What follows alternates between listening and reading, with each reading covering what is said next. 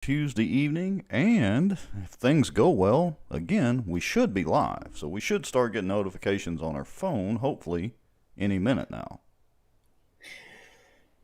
Yeah, and I've got my. Oh, wait a minute.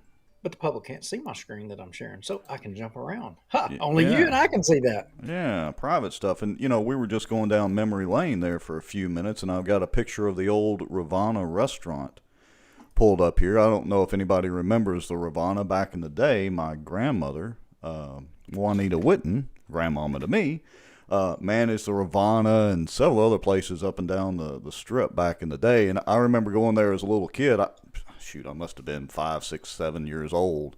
But anyway, I would go help the ladies in the kitchen cook and do dishes and that sort of thing. And I just thought that was just the coolest thing in the world to hang out with them and hang out with my grandmother. And she'd pay me a couple of dollars or something. So anyway, a little trip down memory lane. I'm not from Bossier, but my grandparents and family have lived in Bossier for a long, since the late 60s anyway. So Now, that particular one right there, I do remember at some point, I'm pretty sure that when I was a Bossier City fireman, I do remember making a bar fight down there.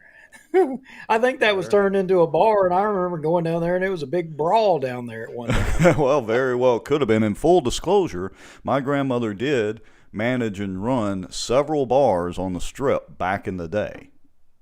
So, Oh, yeah, now she was something else. Now, what I remember, you were talking about as a kid. I remember as a kid, going to the Kickapoo, in which a lot of people, if you're originally from Bossier, you'll remember the Kickapoo down Yeah. there off East Texas. And what got us off to talking about all of this is I came across a picture that, Twin Blends Photography, they probably like, oh God, we're on Bossier Watch now.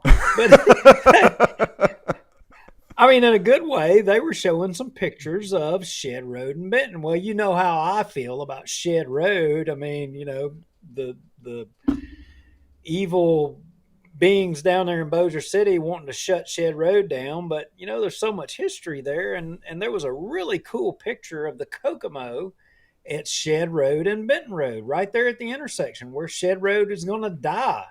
Really? Yeah. Huh. Oh, yeah. Those are, like I said. I wasn't raised in Bossier, but I spent a whole lot of time in Bossier as a kid and teenager, staying with my grandparents, and so, um, it's real interesting to hear all those names and things that I can, like I said, vaguely remember as a kid and all that. So, oh, Hey, speaking of I that, got it. I got it up. You can share my screen and show that old photo. Folks may want to see that. The old Kokomo at Shed Road and Benton. yeah, give me just a second here and let me see if I can get your screen pulled up. Yeah, there we go. Yeah, as a matter of fact, they had that on their Facebook post the other day. Yeah, I think that was like 1958. I mean, and I'm looking back there trying to see if I can see a daggum train or something or whatever. I mean, if there'd been a train, I'm sure Tommy Chandler would have been trying to shut Shed Road down back then. But who Yeah, no, knows? no telling. All right, so we're already up to 52 folks watching. And we're about 3 minutes in. So do we want to actually do a countdown tonight, or we just want to roll with it? I say we roll with it. What do Yeah, y'all think? Y'all think we ought to skip the countdown, or y'all want to sit around for a couple of minutes and get some popcorn, or do you want to what? I yeah, think I got an idea what you want. yeah. Most people are probably like, just get on with the show, dude. Get on with the show. Yeah, David Crockett says roll. Yeah, let's roll. Roll on. Okay, yeah. So we're skipping the countdown tonight. I like our countdown and all that, but yeah, tonight we'll just skip it. So since we're And Robert Wright is collectively screaming in South Bossier. Can y'all hear him? yeah, no kid. For those of you that don't know, early on we had a little tit for tat going with our good friend Robert Wright, not the radio guy Robert Wright, the other Robert Wright. And anyway, about the length of the countdown, and there is a reason we do a countdown, and a reason we're kind of going down memory lane and rambling right now, and that's to allow people time. To get the notifications and join the show and all that. Most people on Facebook don't get them for like 6 to 8 to 10 minutes in. So just so everybody knows. Yeah, so an interesting point, Rex. To everybody watching, I mean, we're up to I think 67 on Facebook here or what have you. But here's what we want you to know. What we would say to you, you know, our listeners or our viewers, you are our producers. Right. You tell us. I mean, this show works because you interact, and we want you to interact. We want you to comment, dive into all this stuff. I mean, and by all means, if you want us hitting questions, ask. Hit us. We'll ask questions of viewers and I mean of guests that come on and things and subject matters. Dive into this thing, and we appreciate you all watching. So Rex, South Bossier Lunch Group, they're having a meeting. Did you know that? Yeah, they are. I was trying to pull up their Facebook page real quick so I could get the details on it. But yeah, it looks like they're going to have Rick Ward on, and I guess maybe one of the topics of discussion may end up being the Jimmy Davis Bridge status or something. Did I read that? Yeah, and well, not necessarily the Jimmy Davis Bridge status. I mean, you'd have to know a little bit about Rick Ward, but for all of the SOBO people, and I would argue that it ain't necessarily just the SOBO people, Bossier as a whole. I mean, look, let's face it, SOBO is part of Bossier, like it or not. And I don't say that meanly, but some people would not like it. Yeah, there's some people that definitely don't care for SOBO. Yeah, that's right. So the thing is Rick Ward is a senator, and he happens to be the chair of Transportation, Highways, and Public Works Committee. And so he's going to come down and he's going to be asking or answering questions in regards to Transportation Committee. And obviously, the bridge at Jimmy Davis, I would find it hard to believe that anybody would go to that meeting and there not be a question about Jimmy Davis Highway Bridge project. Yeah, that's definitely got to come up at the meeting. And our friend and watching the show, David Crockett, says, when and where is the NOBO meeting? That generally happens pretty much every city council meeting with about 3/4 of the city council. You can pretty much consider that your North Bossier meeting every time. Okay, anyway, but I digress. Well, go ahead, Duke. Well, I don't know that I will make the meeting in South Bossier, the SOBO meeting, but, I will give Shane Cheatham and Dennis Bamberg, we had Dennis on last week talking about school board issues, and, there was a lot of stuff flying on there, but I'll give him credit. He came on, he answered questions and did a good job. But what I would say at this SOBO meeting, I would encourage people, because here's what I want to know. What I want to know is if we can get Rick Ward, from the Senate, who's Transportation Committee, I'm wondering if we can get him to tell us the difference between canceling a bridge over the Red River and it only costing a couple of $100,000 and canceling a bridge project over a railroad track costing 8 digits. I'm wondering if he can give us the answer, because no freaking body in Bossier City can obviously answer that question. Not a councilman, not a mayor, not even the engineer who said 8 digits. And he's probably watching on YouTube. And by all means, Ruttenbuck, if you want to come on and break down the 8 digits, since nobody else in Bossier City government will ask the question, come on the show and break it down for us. We want to hear it.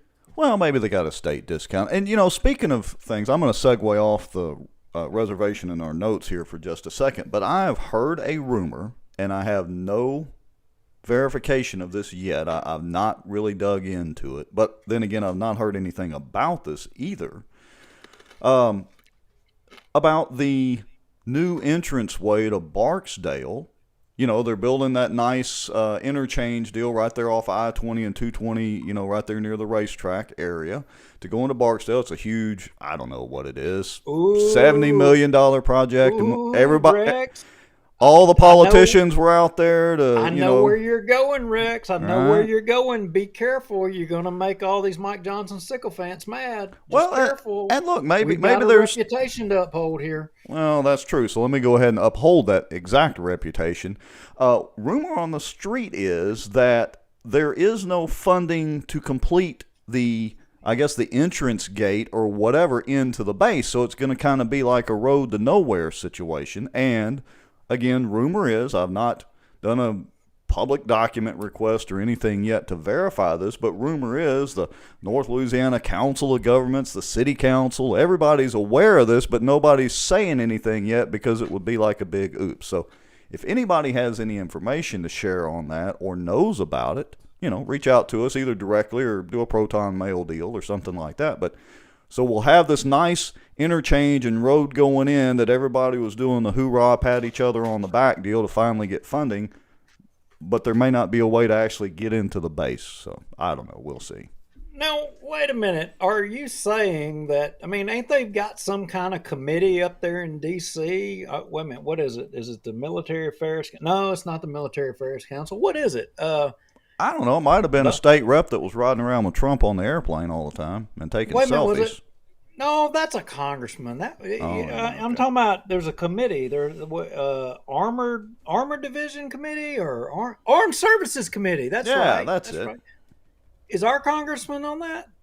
I don't know if he is. He may not be now. He was hanging out with Trump pretty good. That's a no-no with a Congress controlled by the Democrats now. That's a huge no-no. You'll be considered an insurrectionist. But again, I don't know this to be true. I hadn't dug into it. Somebody that's, let's just say, very much in the know and might still be very influential around here. Who knows? Anyway, reached out to me and said, hey, guess what?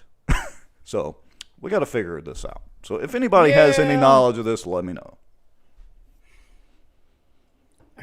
Kaylee Larkin says, you mean tell me Congressman Mike Johnson showed up for a photo op and didn't get the job done? Well, apparently he got some of the job done. Half the job, maybe. I don't know. We'll see. So anyway. I would say to Kaylee, see Louisiana College Law School. Yeah, exactly. All right. So anyway, let's kind of deviate back to, the direction we kind of wanted to head tonight. But I just wanted to pitch that out there. So, yeah, so we got the South Bossier deal going on. I'm sure, like you said, that there will be some questions about that. For those of you that aren't aware, you can go to the Friends of South Bossier Facebook group, and there's some posts about that. January the 12th at noon, so I guess that's tomorrow at noon. They have a luncheon at the Bel Air South Complex. It's $10 for lunch, and it's catered by the cafe at Bel Air South. That's right. Ashley Bullock, he got the photo taken. You know what? So many photos, so limited amount of time. Just dead gum. But, hey, I wanted to shout out to Tim Mueller. He said, I knew it. Duke's a Gordon fan. You're right. Rainbow Warrior all the way here, baby. And Dale Jarrett's washed up, retired, and old. Yeah, I know Gordon's there now, but Jarrett beat him there. Wow. Now, here we go with the NASCAR show again. But good job, Tim, on the prayer walk in Shreveport. I wanted to shout out. They've got another one scheduled in February coming up, and we're going to plug that in our next shows. But you know what?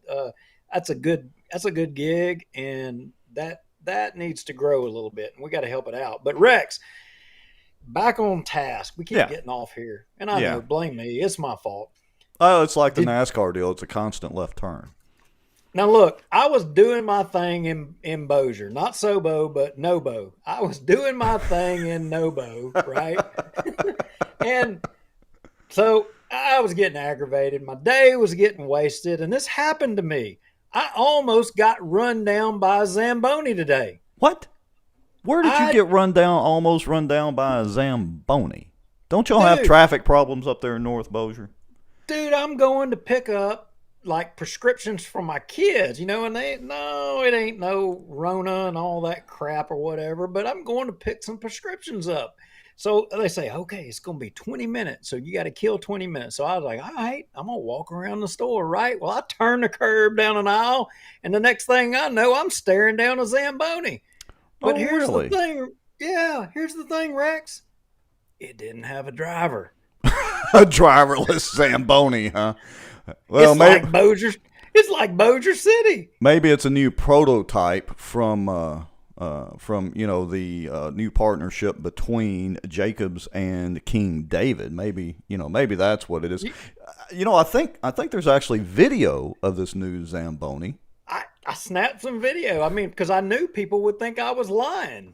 Well, let's actually roll the video of this new Bossier prototype Zamboni. Here we go.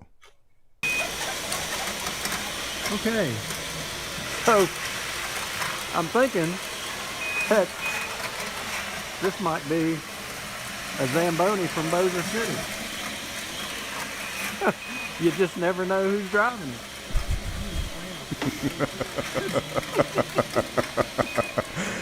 Now, I, if we saw King David and Jacob sitting down there at the end of the aisle with a remote control, controlling that Zamboni, that would have just been icing on the cake. well, I knew I was in the clear. I mean, I turned on the aisle and I looked down the aisle and I seen that thing coming at me and I was like, oh boy, got some problems coming my way. And then it went right past me and I was like, whew, man, what did I do? I'm in the clear. And so I was like, well, wait a minute, I got to follow this. There's something to this story. But you know what? As it turns out, I mean, I don't guess it was David or the city attorney, either one driving it. No, but they'll be salivating over it. They'll be down there scouring through Sam's trying to find that Zamboni to actually use it. Yeah, somebody done lost their keys somewhere, apparently. All right. So one thing I want to mention real quick is I actually did an article for the Inquisitor, which I was doing one like every week or every other week or something like that, and just didn't have time. But I went ahead and did another quick one. So if you have a chance to read the Inquisitor or whatever, and the title of it is Chandler: The Foot Struggle, and basically it was Tommy Chandler trying to find or struggling to find his footing in Shreveport. So I just kind of went down the whole police thing and just summarized it in a few paragraphs. So if you have a chance, go check that out. Let me know what you think of it in the comments or shoot us an email or whatever. Let me know if I was right, wrong, or indifferent in it. So I just wanted to, kind of throw that out there. What's next on our list? I'm going to try to catch up on the comments here real quick. Well, I think the McWilliams, the Shane McWilliams saga, I think probably we should follow up on that just a little bit, and of course you and your article, I done lost my place in the notes here, but you do write good articles and you don't do them that often. And I want to just say thank you for writing them, because we need, with the way journalism is today, we need people with open minds to start writing. And to the 80 something plus people watching on Facebook or watching that I see in the number here, I mean, Right. These numbers get so confusing. Right. You and I have had discussion. We find that more people are becoming disenchanted with mainstream media and are tuning into the alternative medias. And I don't mean this derogatorily towards the Inquisitor, but that is a source of information that people are turning to get information. So people like yourself that, let's say, wouldn't be picked up by the mainstream media, that is where you can articulate a view on a subject matter. And the thing with Shane McWilliams, you're putting it in there. And right. You're laying it out there. And I would encourage people to go and take the time and read. I don't know that people read enough these days. I really don't. Yeah, I agree with you. And that's why I like, doing some of these articles every now and then. I'm big into pushing pixels around, obviously. But, paper and ink is obviously still a thing. And one thing about Settle, there's plenty of good and bad about John Settle. But, he bought the Inquisitor, I don't know, a year or two ago or whatever. And he's trying to get more opinion articles in it and things like that, so that it's not just, the salacious tabloid that it's got the reputation to be. I mean, he's still going to do, the police lineup and all that sort of thing, but he's trying to get some genuine articles in there and report some news as well as editorial and opinionated content, which, look, it's like we tell everybody here. If you're here to just get the news, you're at the wrong Facebook Live deal. This is our opinions. We get on our soapbox. We are not fair and balanced. Although, when we have a guest on, we do try to treat them fairly. But we're absolutely going to interject our opinions based on the facts and different things that we receive. And the interesting thing is like, I would say that people in mainstream media, they set out for a career to be journalists.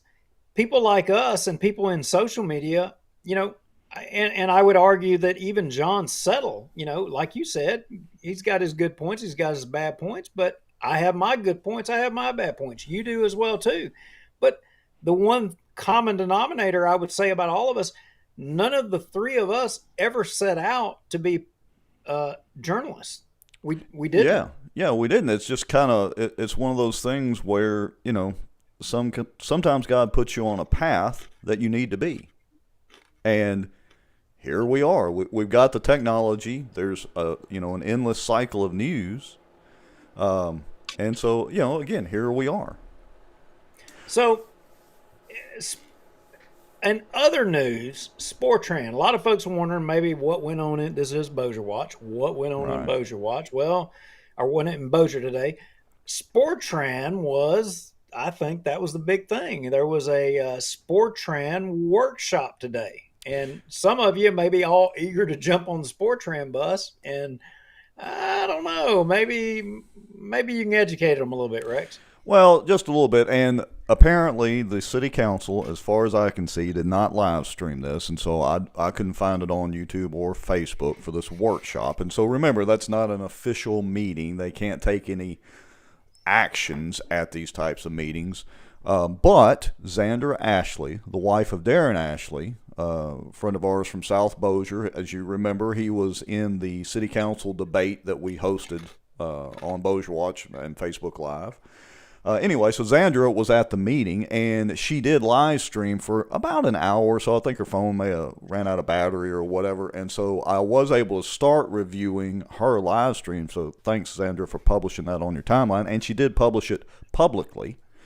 And so I just was rolling through it real fast right before the show, and I did pull up this shot, so apparently this is a PowerPoint or whatever presentation showing the Sportran Bossier funding since 2013. And you can see that it's hovered right there between nearly $1 million and down to looks like a low of about 604,000 actual in 2020.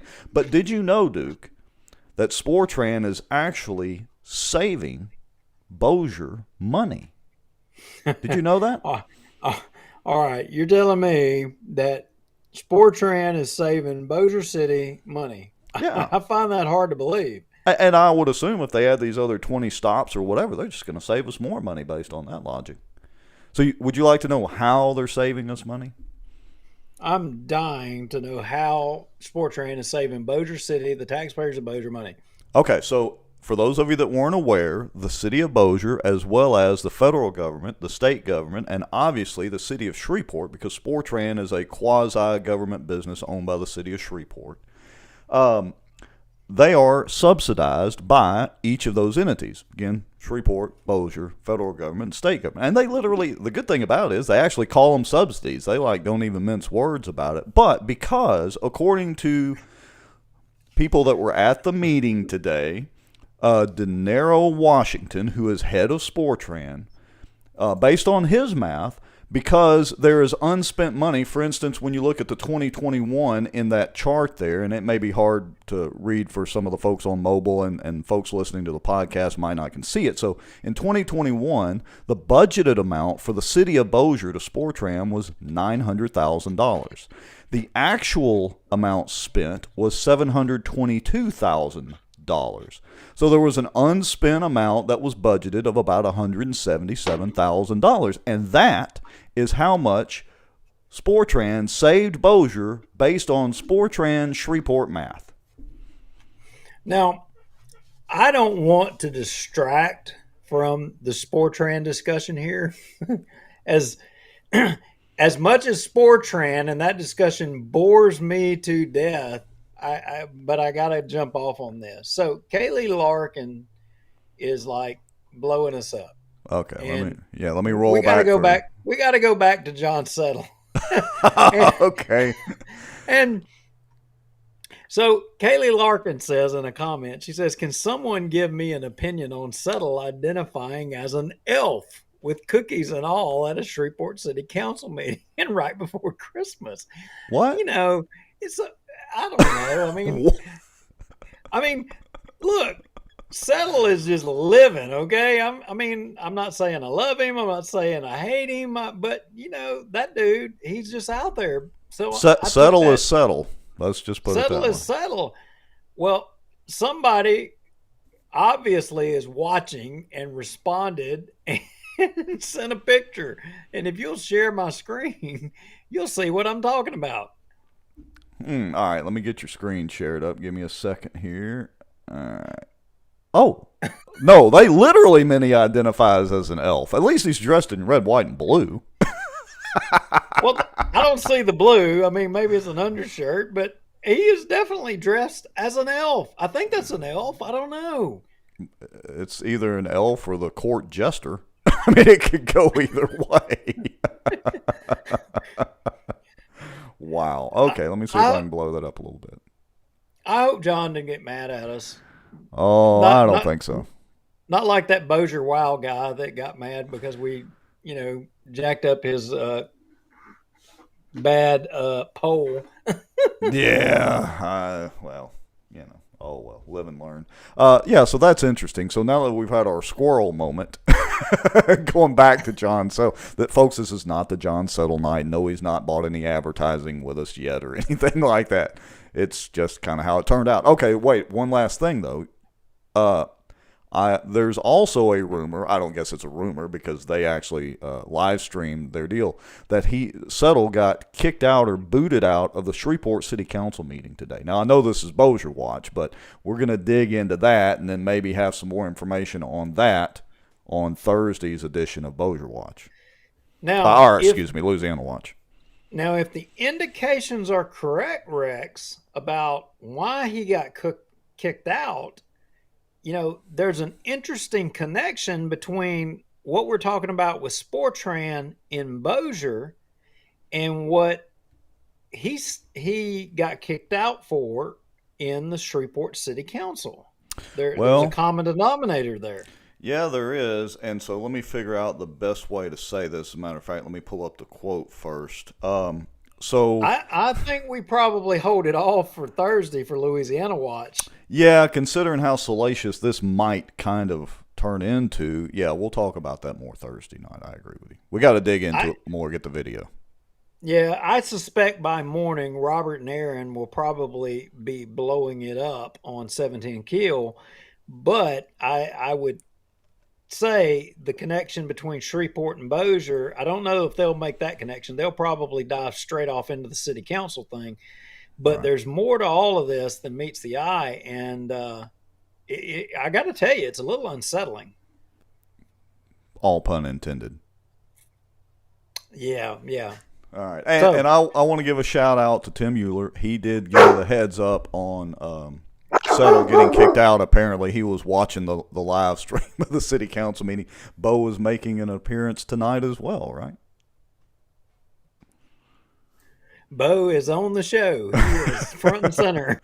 All right, so I couldn't get to the mute fast enough. Oh, that's okay. So we're hovering around high 70s, 80 people watching, and I want to bet that a lot of people are watching to see what the scoop is on Tommy Chandler resigning, because make no doubt about it, folks, he did resign. Matter of fact, technically no doubt. Twice. Yeah, no doubt he resigned not once but twice.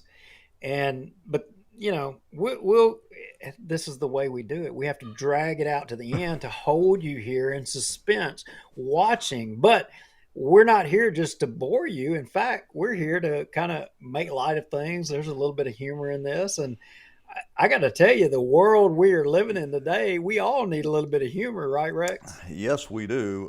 We're living in a world of mass, which we've covered more than once on this show. And as it turns out, you and I are definitely not necessarily scientists, but as it turns out, we were very, very close to the truth based on the CDC and Fauci and the rest of the world. But did you know that that life jackets are a thing? Is that where you want to head?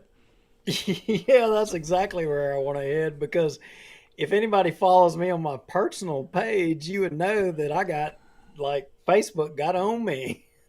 I was like a climate change denier because I shared this video. Well, careful. You'll get stuck in Facebook jail. And I just want to address David Johnson.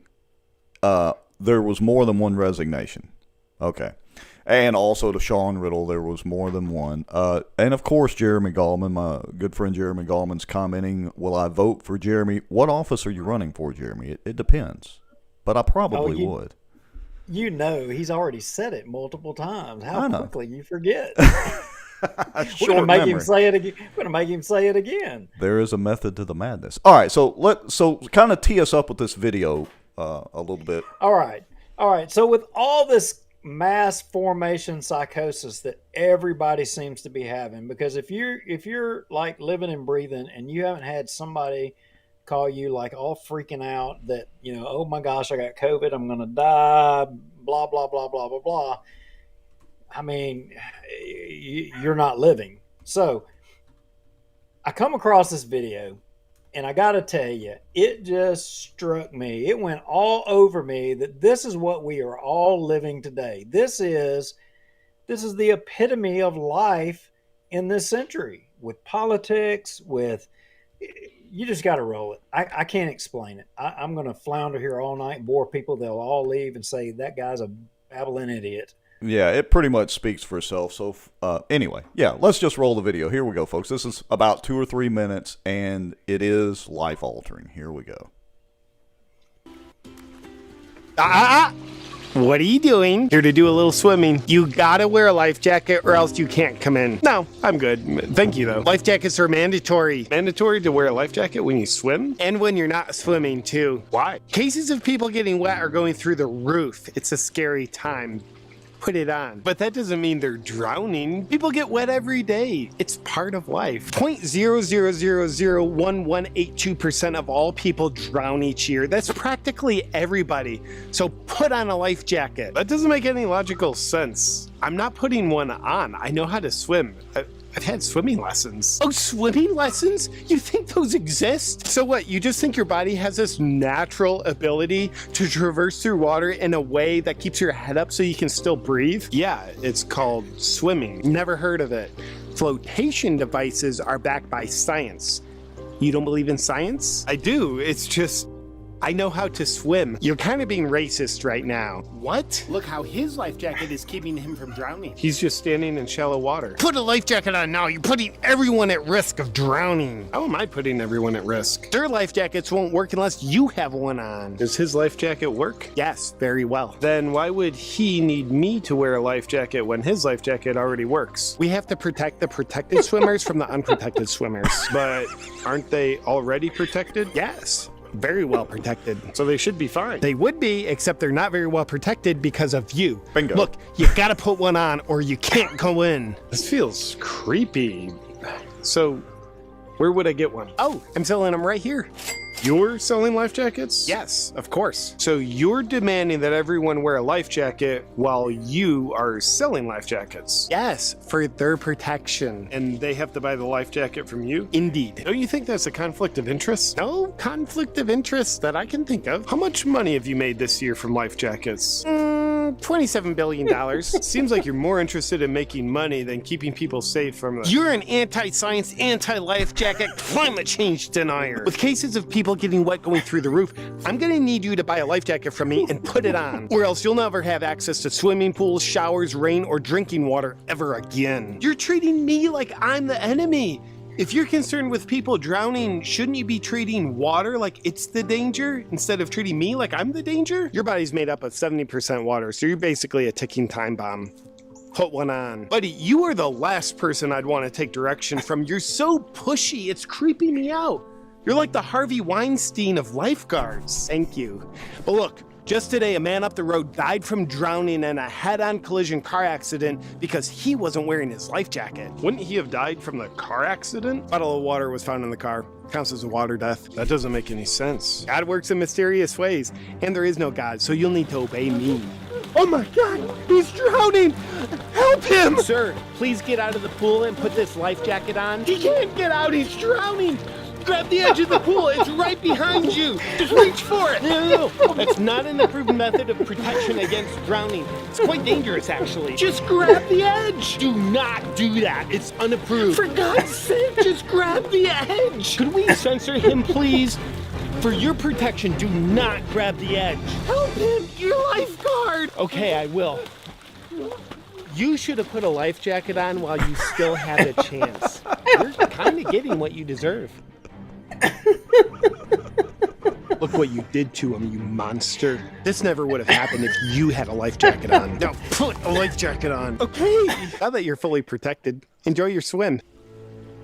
I'll need to see proof that you're wearing a life jacket. Show me your papers.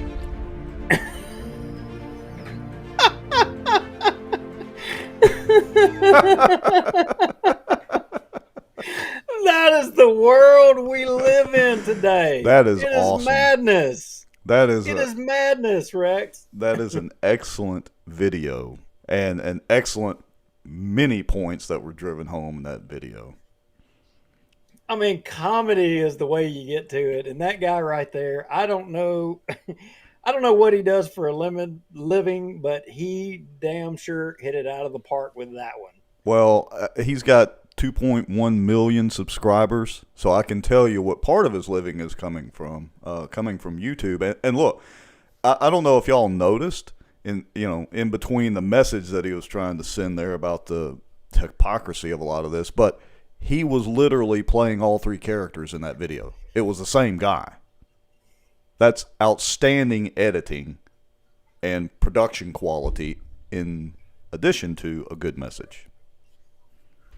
Well, I think everybody is like on pins and needles wanting to know about the resignations in Bossier. I don't think they care about the Linton Road Bridge and the fact that there were more representatives from the police jury there at the Plan in Hand meeting on the Cypress Black Bayou Bridge crossing than, there were DOTD people. I don't know that we'll cover that at the next show, I think.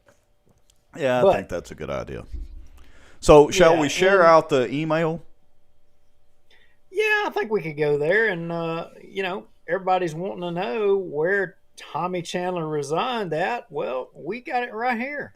Yeah, so let me get this email queued up here. And I just wanted to say hello to my mother who is watching. And I also wanted to address, who was that, Jim Anderson?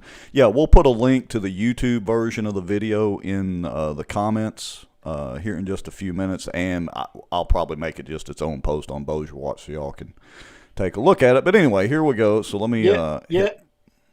Yeah, Mandy Maddox, I can show a picture of a unicorn and I'll have 80 people will check off that they like it. I can share one video like that and only 2 views on the whole video on my personal page. Facebook has me in the queue. Mm-hmm. Facebook is watching you in the metaverse. All right, so here's the email. So this is from our good friend, the taxman, Doug Rimmer, who is... I guess he's still chairman of the Bossier Republican Parish Executive Committee, or as Robert Wright likes us to say, the Bossier Republican Party. Yeah, and I would point out Doug Rimmer was actually at the Plan in Hand meeting, for the Cypress Black Bayou Bridge. He was there the day. All the engineers, all the principals were there. He actually went there to the Plan in Hand meeting. He was there. Really? So, yeah, he's got some ownership as well into the decision making on that project. So, if anybody that is having to drive all the way around Benton and spend a lot more money and have this project drawn out are aggravated, just know that Doug Rimmer was in fact one of 3 police jurymen that were there. Anyway, all right, so squirrel. Yeah, squirrel, but that's okay. So let's circle back around. So run us through this letter, which again is from Doug Rimmer, chairman of the Bossier Republican Party Republican Parish Executive Committee. It's technically the RPEC. Anyway, there's a Democratic one too, by the way, for those of you that don't know. And so let me go ahead and I'll read this out for those of you that are listening and those of you that are on a mobile and maybe can't quite see the text here. It says, to all Bossier RPEC members, today we received the resignation notice to the Secretary of State as required by our bylaws of Tommy Chandler, our RPEC Vice Chairman and District 6 Representative. As you all know, Tommy is now Mayor of Bossier City and is resigning our RPEC, quote, in order to focus my time on my duties as mayor, Further, Tommy stated, I want to wish the committee success in the future in growing the Republican Party in Bossier Parish. Anyway, blah, blah, blah. Let's wish Mayor Tommy Chandler well and thank him for his service to the Bossier Republican Party as well as to the LAGOP on the, here we go, Republican State Central Committee. A successor officer and District 6 member will be chosen at the next meeting of the Bossier RPAC to be held more than 10 days after this notification, blah, blah, blah, blah, blah. All right, so I'm going to unplug from my audio for just a second. I'll be right back in about 10 seconds, but go ahead and kind of walk everybody through what this means. Yeah, so in our previous shows, we've highlighted the fact that Tommy Chandler had, ran for the PEC. He got on the PEC. He ran for the Republican State Central Committee, and he got on the Republican State Central Committee. And he attended a few meetings, and we'll go back to the why did he run for all of those. So it's not a question as to whether or not folks run for our PEC, and even the Democrat PEC, they do that. But a lot of times people run for those positions and they do it just simply so that they can get it on their resume. So Right. that if they're running for another political office, they can say that I was this Republican or that Republican, or therefore this makes me conservative, or blah, blah, blah, blah, blah, blah, blah. Right. Well, it was kind of no secret that Tommy got on the PEC. Now, I don't think he acknowledges that maybe he was part of a hostile takeover. Doug Rimmer elaborated to the fact that that may have been the case when he coined a lot of people being cockroaches. The people that were formerly on the PEC that, were having oversight over legislation and, interviewing candidates for races before making endorsements. Fast forward to today, and if you're a Democrat, you can just blot all this out because you probably don't care. But if you're a Republican or a conservative and you expect your body to do certain things, up to this point, since the old PEC was replaced by people who recruited all these folks to run, I would argue that it's been ineffective. Nothing has been done. Yeah, I hate to say it, but yeah, it just seems like the PEC hasn't really done anything lately of any consequence. I remember in years past, in full disclosure, I was on the PEC last go round. I'm not going to mention any names, but some folks, talked me into getting, running and getting on the PEC anyway. And in full disclosure, Doug Rimmer beat me in the last PEC race, but honestly, I didn't really worry about being on the PEC again. But the public really didn't know about Doug Rimmer. I mean, which, look, we talk about all the time that there's people that we know in politics that we like them as people, and you have conversations with them. But then when they get to doing their business as an elected official, they don't necessarily do things, and they don't see things the way we see things, And Doug Rimmer clearly in a Keel interview advocated for gas taxes, and upon getting elected to the PEC and then trying to become the PEC chairman, the first day in his speech, he says there's rumors about me advocating for a tax and they're untrue. Well, we've got the audio, but that's what he said at the very first PEC meeting. Yeah, he said that. Very true. And so that's the thing, is a lot of people aren't aware of the PEC. And a lot of people, thank goodness we have video and audio sources that we can go back, and we replayed his tax, increase quote a zillion times. So I'm going to spare everybody that tonight. But yeah, audio and video generally don't lie, especially if you publish or produce the audio or the video with full context around it. It is what it is. And by the way, I'm checking to make sure that our video is still feeding to Facebook. We got a couple of comments that video feed might not be great. In all fairness to Doug Rimmer, and I'm going to say this, and I say this respectfully, and this is a reason that I think there should be term limits. I don't think that Doug Rimmer has a grasp on things all the time. that is my personal Duke Lowry's opinion of what the situation is. And if that is correct, then the man has no business being on the police jury making decisions, multi-million dollar decisions on behalf of the taxpayers of the parish, much less a little old Republican parish executive committee.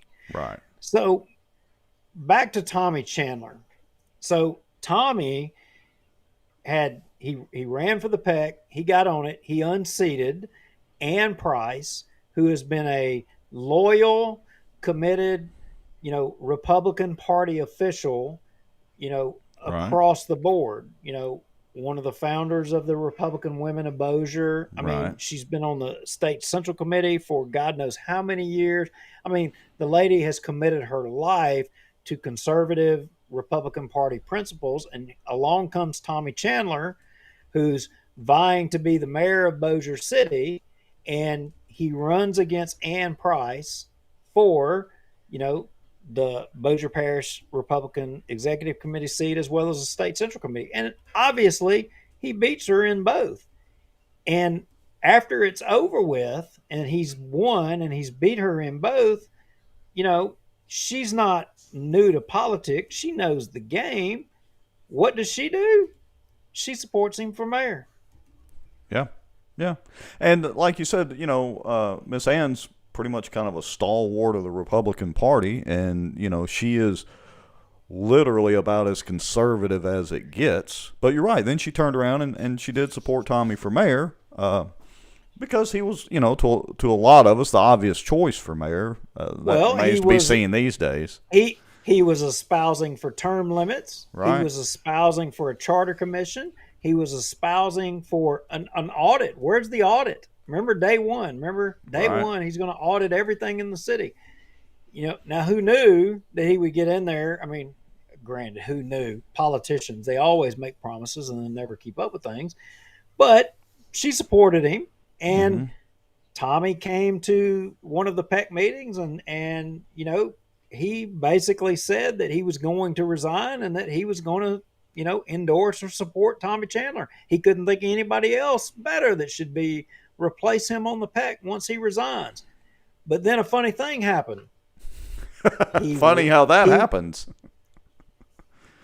He got his city attorney and he got his assistant city attorney appointed, and then he would never resign. Interesting thing. Yeah, now, very interesting.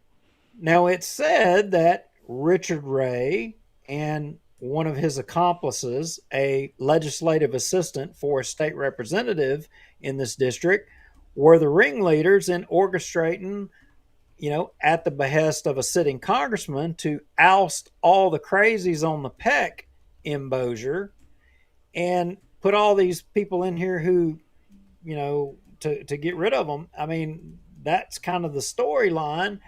But then all of a sudden, Tommy, he won't resign. So then this little show comes along called Bossier Watch that starts pointing out the fact that Chandler said he's going to do one thing, but then doesn't do it.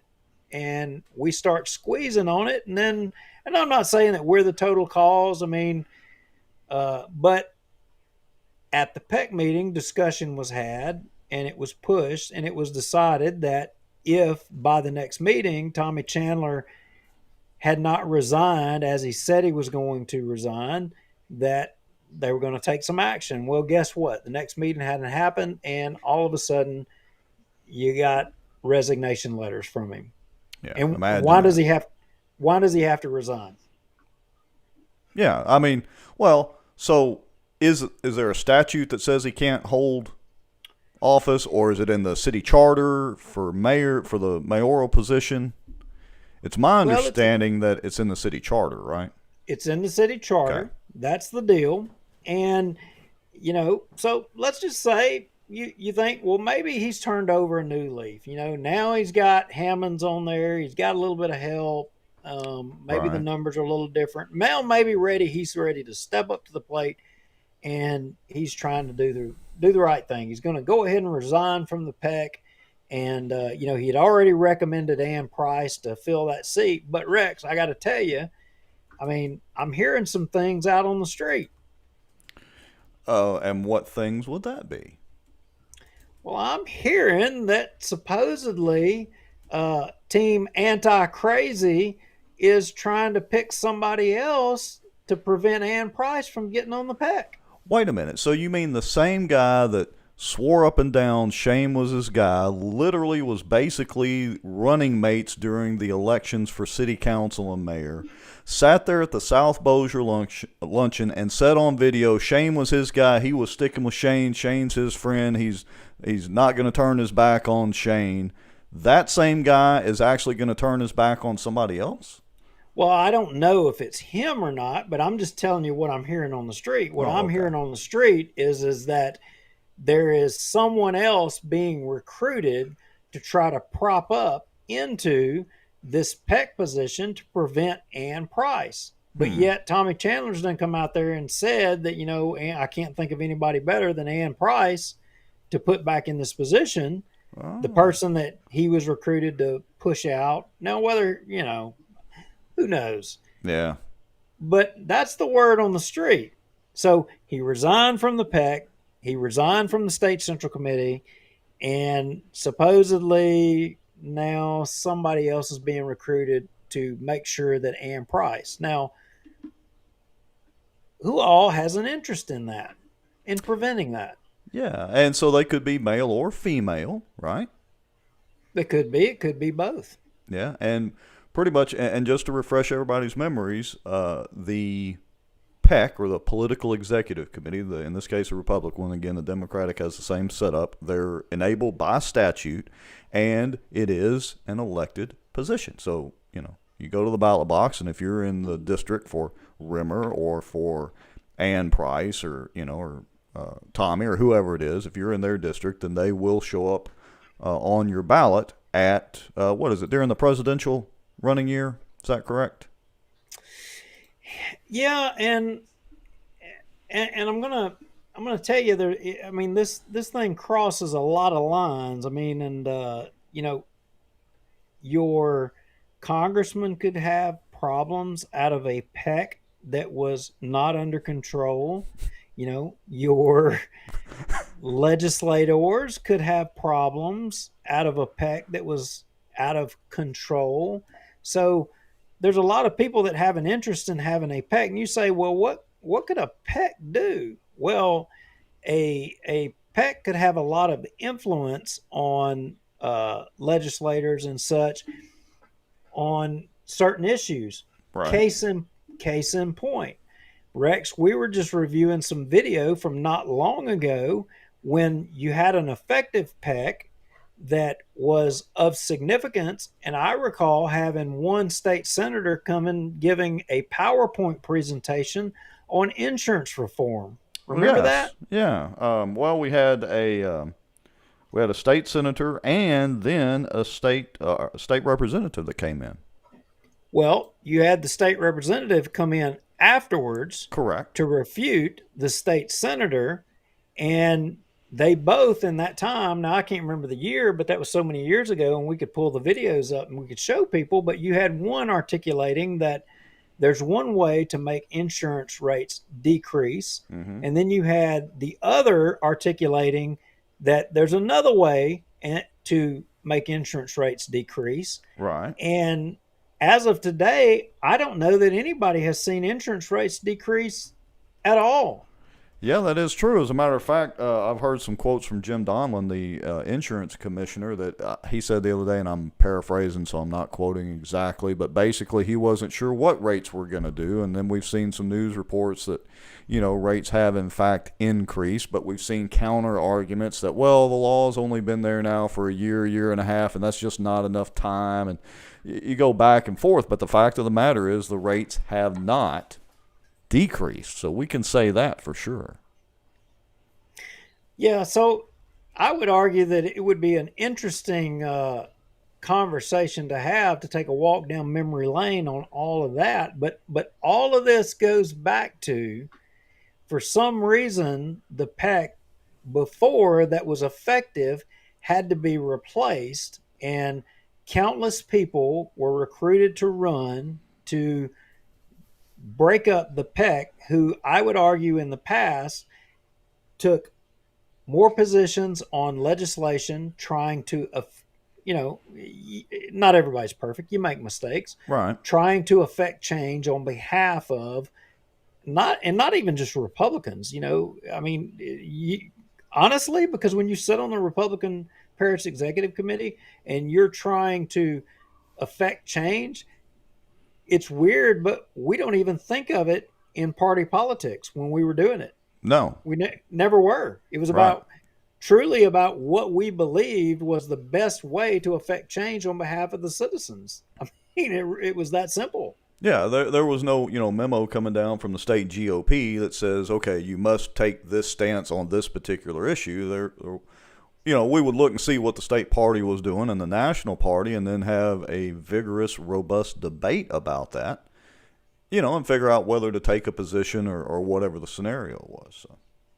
Yeah, so interestingly, we fast forward to today. Mm-hmm. Tommy Chandler has resigned, and now we're hearing rumors that,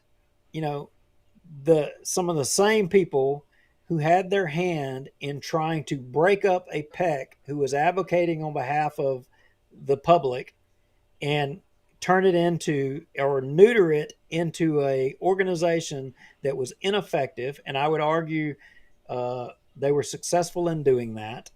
And now we find out that some of the same people, along with Tommy, are possibly trying to prevent one of the people who has historically been effective in advocating for the public. They're trying to cut her off at the knees. Yeah. And I'll say this about it. It's kind of ironical that a prominent Republican that people didn't really like as a Republican made a comment one time that the PEC was irrelevant or going to be irrelevant. And fast forward to now, some of the people who are supposed to actually be Republicans and quote-unquote conservatives have made that come true to a large extent. And they're definitely attempting it now. So I don't know how this is going to turn out. But, folks, just so y'all know, you can attend the PEC meetings. I think y'all generally have them at Shane's restaurant over on Highway 80 usually. And so, hey, go attend them, go sit down. They don't generally not a public commentary. I know we did a lot of times when we had meetings, and we had some pretty good crowds sometimes over some controversial topics. And so we always did encourage a little bit of public commentary, but at least go listen in and see what the local Republicans are supposed to actually be doing. Yeah, I think there's going to be a meeting the first week of February, probably the 7th is a date maybe that I heard. And what I would argue is to everybody watching, there are 80 plus or more people watching, sound off. How many of you guys, do any of you live in Shady Grove or Bel Air? And if you do, sign off in the comments. And I'm asking for a reason, and we'll come back to that in just a second, Rex. But if you live in Shady Grove or Bel Air, raise your hand or say I do in the comments.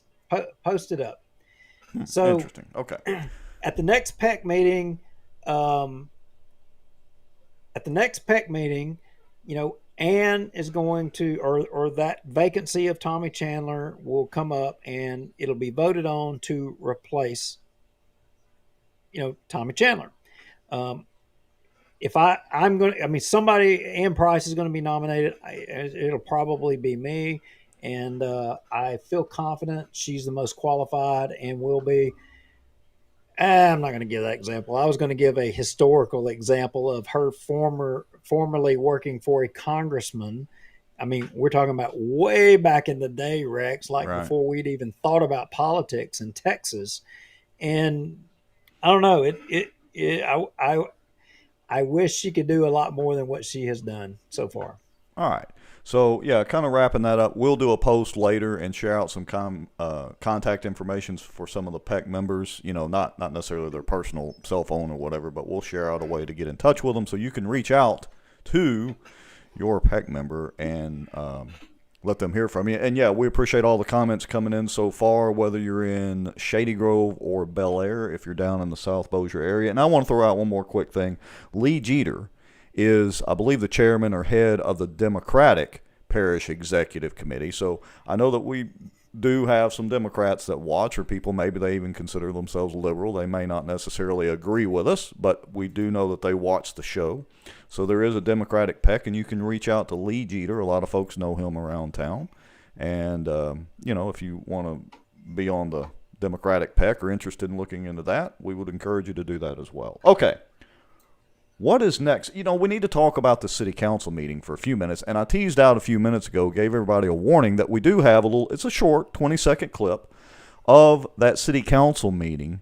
And it's with newly elected city councilman Brian Hammonds and King David himself. And I think in 20 seconds, it pretty much sums up the entire city council meeting. What do you think? Now wait a minute. You're saying that in less than 20 seconds, you're going to be able to show a whole council meeting? Yeah, pretty much. In 20 seconds. And it even has a little rap music to it. I mean, so we're like doing, is it Snoop Dogg or Tupac, or I don't know. I don't listen to much rap music. I don't doubt you. If you say it's snowing outside, I mean, look, I'm going to put my coat on. So let's roll with it. All right, folks, so here we go. This is like video night. We should all have popcorn. Let me see if I can get this video to roll, and we may roll it more than once, but here we go. This is the city council meeting from today in 20 seconds. Any questions, council? Any questions from the audience? I got a question for Rodney. Rodney, with this software that's going to be able for contractors to do everything online.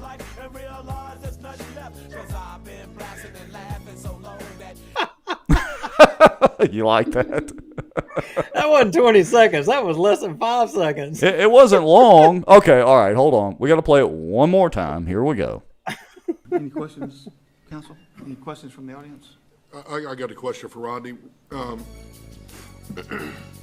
Rodney, with this software that's going to be able for contractors to do everything online.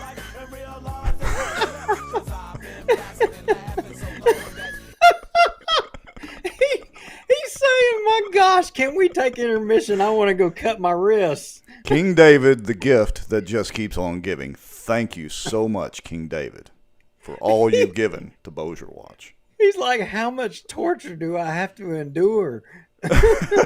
All right, so was anybody, I don't think there were that many people in the crowd, but anybody watching, were y'all at the city council meeting, or did you watch the live stream? Because, look, I got to give Brian Hammonds credit. The dude asked question after question after question, and they weren't just, questions just to be purely asking things. I mean, he asked some legitimate questions, like, you kind of got a little bit educated on some of the topics, agenda items, and I think he actually did a darn good job, by the way. If you're a citizen, you got how you can't ask questions. You can get up there and you can make a statement, but you had a councilman that is asking questions.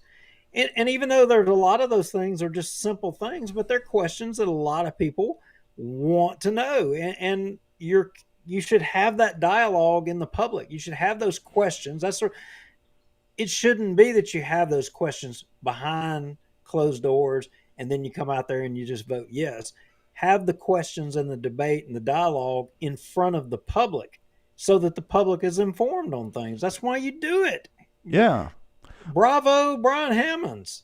Yeah, I give him full credit. As a matter of fact, David Crockett's watching. His comment is Brian Hammonds kept Ruttenbuck hopping with questions at the council meeting, and David Montgomery was bored that the meeting lasted more than 30. That's a pretty good summary of the meeting there, David.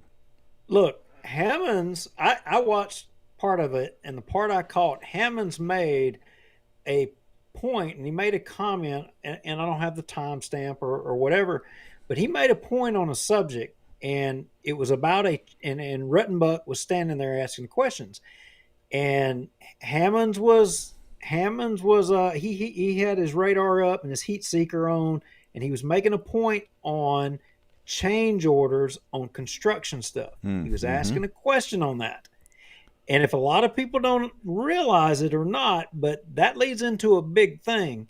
When you talk about this engineering and you talk about these contracts and all this stuff going on with the city and these change orders, that's where a lot of money changes hands with these change orders. And Hammonds was homing in on that like a laser guided missile. He was. Yes, he was. And he said, quote, he says, I want to see, these change orders get to where we have less of these change orders in the future. Yeah, and look, he was on point. There was a question about, was it rezoning or giving a temporary, whatever it was. But anyway, it was basically for one of the hotels there, instead of being a hotel, to allow people to stay longer, and whatever the ordinance is or zoning deal to allow that to happen. And, Brian brought up the point of, well, wait a minute, isn't there like a bar right there beside this hotel, and y'all are going to have children there, and what about the school bus situation? And, and the owner came up and addressed those, and so the resolution passed. But he asked legitimate questions about it, and everybody else is just like sitting there on autopilot.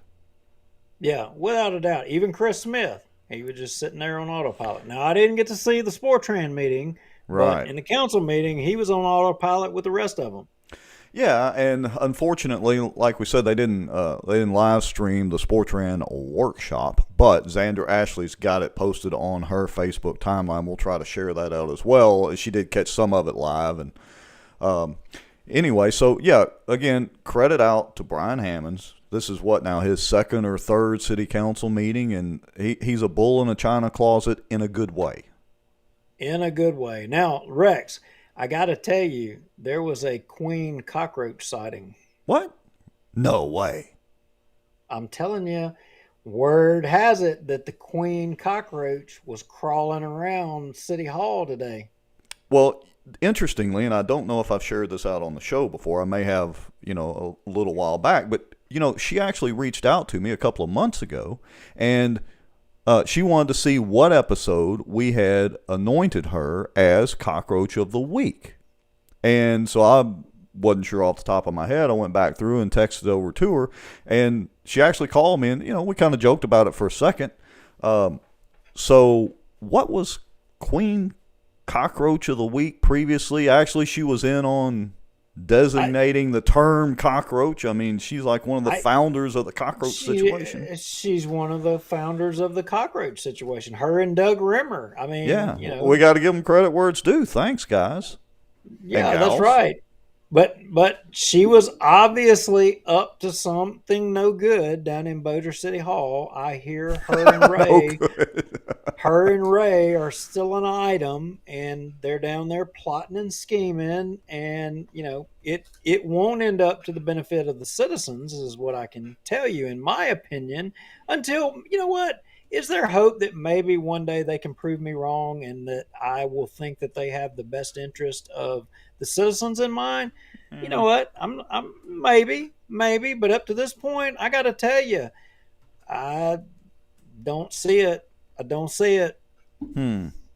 So, do we have any idea, or there was just a sighting there of her? What, isn't she like a legislative assistant or something? What does she actually do? Do we know? Well,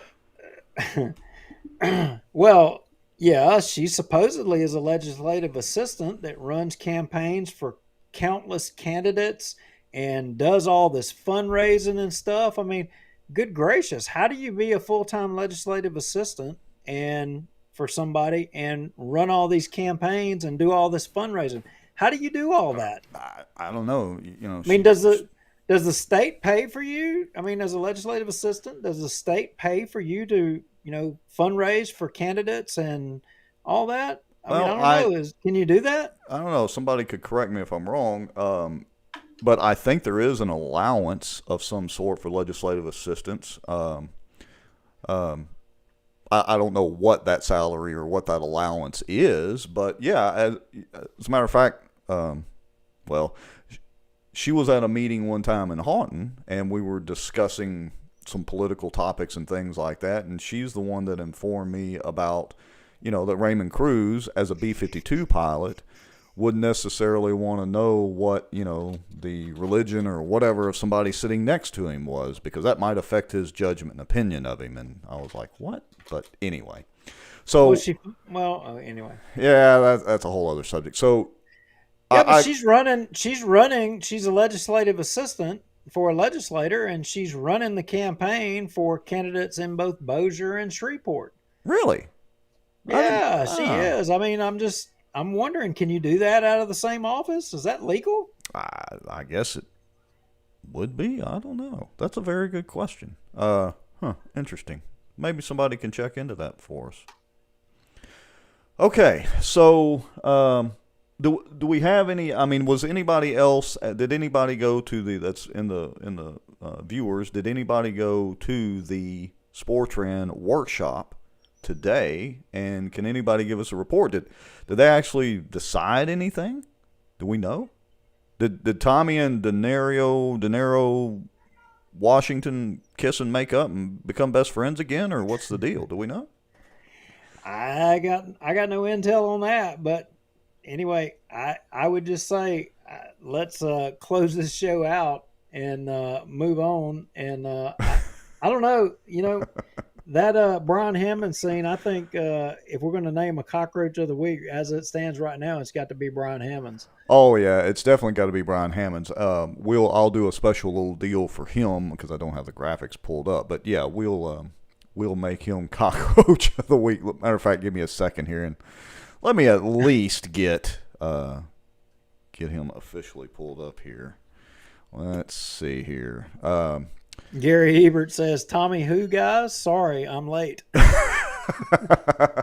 Well, we're not talking about, what's the comedian Tommy? We're talking about, well, I guess he kind of could be a comedian, Tommy Chandler. Mayor Tommy. Yeah, so a lot of folks need to realize that, there are people who you think are conservative and people who you think that have the best interests in mind of folks in the public. And the truth of the matter is they have their self-interest in mind. That's what it's really about. And they'll never take ownership of the things they've had their hands in. But you know what? Sometimes their hands get forced, to show what they've had their hands in, whether they like it or not. Yeah, that is true. And as a reminder to folks, as I'm getting the cockroach of the week pulled up here, that just remember that the cockroach designation can be in a positive or negative light. And so in this case, I would say for Brian Hammond's, it's definitely in a positive light because of his performance today at the Bossier City Council meeting. He did what he was elected to do, which is ask questions. Yeah, amen to that. There we go. Cockroach of the week, which we haven't done in a while. We reserve that for special circumstances and special people. Cockroach of the week is Brian Hammond's. And again, it is in a positive manner because of his performance today at the city council meeting. All right. Close it out with the video of Hammonds and David. I agree 100%. That's how we're going to close this out, folks. We'll share the life jacket video in the show notes or in another post after the show is over. We appreciate everybody watching. Quick housekeeping before I hit roll on the video. Make your Proton Mail account. Send us anonymous email to BossierWatch@protonmail.com if you have something you want to share. Head over to the website if you want to donate a little coffee money. Go to BossierWatch.org. Hit the donation button. You can donate a little coffee money. If you don't, that's fine. We're going to keep doing this anyway. We appreciate everybody watching. And we will see y'all Thursday night for an episode of Louisiana Watch. Any questions, council? Any questions from the audience? I got a question for Rodney. Rodney, with this software that's going to be able for contractors to do everything online.